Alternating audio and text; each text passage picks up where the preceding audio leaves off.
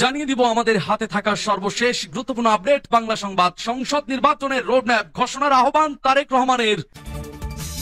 এরপর জানিয়ে দিব ভারত বাংলাদেশ বাণিজ্য নিষেধাজ্ঞায় কার লাভ কার ক্ষতি, বিবিসির বিশ্লেষণ।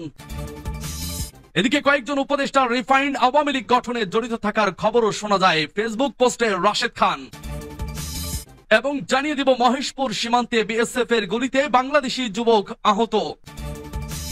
এবং সর্বশেষ জানিয়ে দিব যদি কিন্তু অথবা ছাড়া আওয়ামী লীগকে নিষিদ্ধ করতে হবে বলছে হাসনাত আব্দুল্লাহ। শুনছিলেন সংবাদ শিরোনাম, এখন বিস্তারিত। তবে তার অনুরোধ থাকবে ভিডিওটিতে একটি লাইক এবং কমেন্টস করে জানিয়ে দিন আজকের এই ভিডিও সম্পর্কে আপনার মূল্যবান মতামত। আর অবশ্যই এই ভিডিওটি আপনার ফেসবুক সোশ্যাল মিডিয়ায় শেয়ার দিয়ে ছড়িয়ে দিন। আর জানিয়ে দিন আপনি কোন জেলা থেকে বা কোথা থেকে আমাদের সংবাদটি শুনছেন এবং দেখছেন।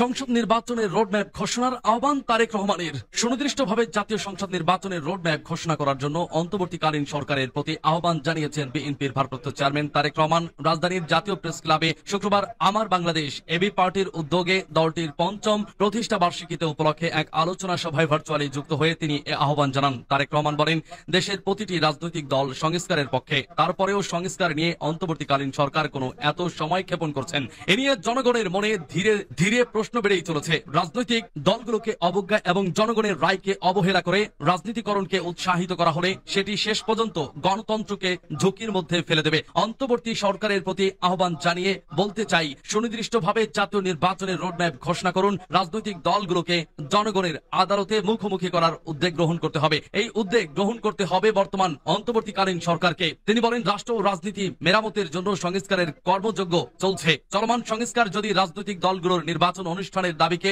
অবজ্ঞা করতে হয় তাহলে সংস্কারের তাৎপর্যটা কি? এটি বহু মানুষের প্রশ্ন। আজ রাজনৈতিক দলগুলোর উদ্দেশ্যে বিএনপির ভারপ্রাপ্ত চেয়ারম্যান বলেন, আমাদের দলীয় আদর্শ ভিন্ন হলেও আমাদের উদ্দেশ্য যেহেতু দেশের স্বার্থ রক্ষা এবং জনগণের কল্যাণ সাধন। লাখো প্রাণের বিনিময়ে 1971 সালের স্বাধীন বাংলাদেশ, 75 নভেম্বর আধিপত্য বিরোধী তাবেদার মুক্ত বাংলাদেশ, 90-এর স্বৈরাচার বিরোধী বাংলাদেশ এবং 2024-এর ফ্যাসিবাদ বিরোধী বাংলাদেশ। দেশের ইতিহাসে এমন প্রতিটি বাকে মানুষ কোনো অকাতরে জীবন দিয়েছিলেন। কি ছিল এই শহীদদের স্বপ্ন? শহীদদের স্বপ্ন বাংলাদেশ প্রতিষ্ঠার মাধ্যমেই কেবল তাদের আত্মত্যাগের প্রতিদান দেওয়ার চেষ্টা করা আমরা করতে পারি। এ প্রসঙ্গে তিনি আরো বলেন, 71 আর 24-এর রাজনৈতিক বার্তাটি হলো দিল্লির তাবেদার হওয়ার জন্য। বাংলাদেশ 1971 সালে পিন্ডি ত্যাগ করেনি। 1975 সালে 7 নভেম্বরে দেশের সিপাহী জনতা এই বার্তাটি দিয়েছিলেন। এবি পার্টির চেয়ারম্যান মুজিবুর রহমান মঞ্জুর সভাপতিত্বে সভায় জাতীয় পার্টির চেয়ারম্যান মুস্তফা জামাল হায়দার, নাগরিক ঐক্যের সভাপতি মাহমুদুর রহমান মান্না, জাতীয় নাগরিক পার্টির আহ্বায়ক নাহিদ ইসলাম, বিপ্লবী ওয়ার্কার্স পার্টির সাধারণ সম্পাদক সাইফুল হক, গণসংহতি আন্দোলনের প্রধান সমন্বয়কারী জুনায়েদ সাকি, বিশিষ্ট রাষ্ট্রবিজ্ঞানী ডক্টর দিলারুদ চৌধুরী প্রমুখ বক্তব্য রাখেন। ভারত বাংলাদেশ বাণিজ্য নিষেধাজ্ঞায় কার লাভ কার ক্ষতি, বিবিসির বিশ্লেষণ। ছাত্র জনতার তীব্র আন্দোলনের মুখে গত বছরের 5ই আগস্ট শেখ হাসিনা সরকার পালিয়ে ভারতে আশ্রয় নেওয়ার পর থেকেই প্রতিবেশীদের সঙ্গে সম্পর্কের টানাপোড়েন বেড়েছে বাংলাদেশের। গত কয়েক মাস ধরে চলা মৌখিক দ্বন্দ্বের পর প্রতিবেশী ভারত বাংলাদেশ সম্প্রতি পরস্পরের বিরুদ্ধে বাণিজ্য নিষেধাজ্ঞা আরোপ করেছে, যার সম্ভাব্য প্রভাবের জন্য এখন প্রস্তুত হতে হচ্ছে দুদেশকেই। সস্তা আমদানিতে দেশি শিল্পগুলো যেন ক্ষতিগ্রস্ত না হয় সেজন্য গত মাসে ভারত থেকে স্থলপথে সুতা আমদানি বন্ধ করে বাংলাদেশ। তার আগে হঠাৎ ভারত বাংলাদেশকে দেওয়া ট্রান্সশিপমেন্ট সুবিধা বন্ধ করে দেয়। ট্রান্সশিপমেন্টের আওতায় বাংলাদেশকে তার পণ্য তৃতীয় দেশে রপ্তানি করতে ভারতীয় বন্দর ও বিমানবন্দর ব্যবহার করার সুযোগ দিচ্ছিল। নিজেদের বন্দরগুলোতে জট তৈরি হচ্ছে এমন অজুহাতে এই সুবিধা বন্ধ করে দেয় দেশটি। ছাত্র জনতার অভ্যুত্থানে গত আগস্টে সাবেক প্রধানমন্ত্রী শেখ হাসিনা ক্ষমতাচ্যুত হবার পর থেকেই দুই দেশের মধ্যে সম্পর্কের অবনতি হয়েছে। বর্তমানে ভারতের নির্বাসনে রয়েছেন তিনি। ফেসবুক পোস্টে রাশেদ খান, কয়েকজন উপদেষ্টার রিফাইন্ড আওয়ামী লীগ গঠনে জড়িত থাকার খবরও শোনা যায়। কয়েকজন উপদেষ্টার রিফাইন্ড আওয়ামী লীগ গঠনের সঙ্গে জড়িত থাকারও খবর শোনা যায়। তারা আওয়ামী লীগ নিষিদ্ধের বিষয়েও তৎপর নয় বলে মন্তব্য করেছেন গণ অধিকার পরিষদের সাধারণ সম্পাদক রাশেদ খান। বৃহস্পতিবার রাতে সামাজিক যোগাযোগ মাধ্যম ফেসবুকে দেওয়া একটি পোস্টে এমন মন্তব্য করেন তিনি। পোস্টে রাশেদ খান উল্লেখ করেছেন, যা বুঝতেছি জাতিসংঘের মহাসচিবকে এনে সরকার ওয়াদা করেছে মানবিক করিডর দেবে এবং প্রয়োজনীয় লজিস্টিক সাপোর্ট দেবে। জাতিসংঘ সচিবকে এনে 1,80,000 রোহিঙ্গা ফেরত পাঠানোর মিথ্যা গল্প বলে জনগণের আইওয়াশ করা হলো। বরং উল্টো ভিন্ন চিত্র পরিলক্ষিত হচ্ছে। 1,13,000 রোহিঙ্গা ঢুকে পড়েছে। জাতিসংঘের মহাসচিব বাংলাদেশে আসার অর্জন এতটুকুই। এখন করিডর দেওয়ার নামে বাংলাদেশের স্বাধীনতা সার্বভৌমত্ব নিয়ে টানাটানি শুরু হয়েছে। তিনি লেখেন, আন্তর্জাতিক কমিউনিটির সঙ্গে আমাদেরও কম বেশি বৈঠক হয়, সুতরাং মোটামুটি কোথায় কি হচ্ছে তা তো জানতে পারি। কিছুদিন আগে বিজনেস সামিট নামে সারা দেশে হইচই তৈরি করা হলো। মনে হলো বিদেশিরা বিনিয়োগ করার জন্য মুখিয়ে আছে, কিন্তু আসলেই কি তাই? আমার নিজের প্রাপ্য তথ্য অনুযায়ী আমি বলতে পারি, অস্থিতিশীল পরিস্থিতি ও নির্বাচিত সরকার আসার আগে কোনো বড় বিনিয়োগ আসবে না। ডক্টর মোহাম্মদ ইউনূস স্যারের গ্রহণযোগ্যতার কারণে কম বেশি বিদেশি অনুদান আসবে, কিন্তু বিনিয়োগ আসার সম্ভাবনা কম।